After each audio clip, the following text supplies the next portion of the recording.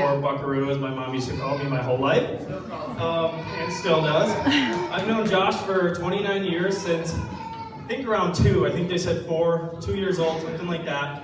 We used to live 4 or 5 houses down from each other, so Josh and I spent a lot of time playing together, running back and forth between each other's yards.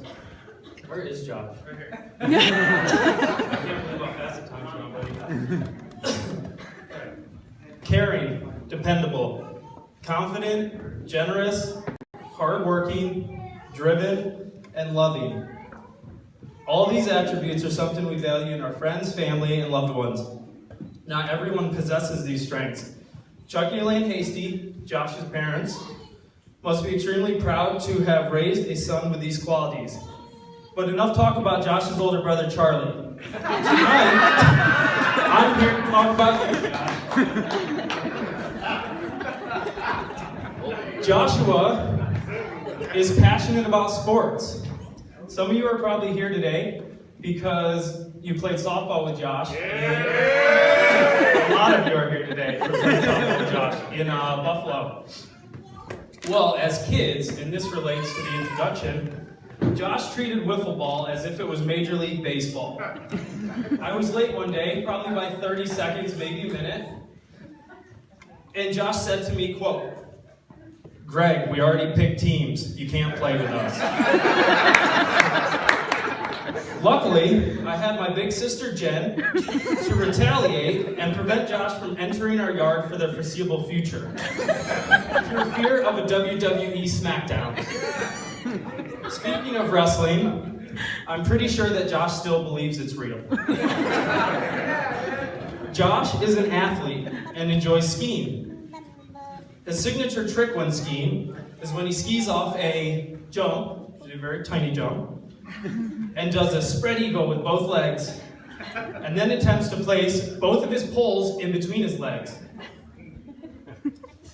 Josh then accidentally jams both of his poles into his crotch and face plants, with both poles still between his legs. Josh loves to cook. He used to come over to our house when he was little and make our whole family grilled cheese sandwiches. This was one of probably 2 things at the time that Josh actually ate. He was extremely picky. Maybe hot dogs as well. He once set the kitchen on fire while we were on a vacation in Canada and tried to downplay the 3-foot flames as just a small, tiny stove fire. On a positive note, Josh also makes the best Gouda mac and cheese in the world. For everyone who's had it. Josh has a heart of gold.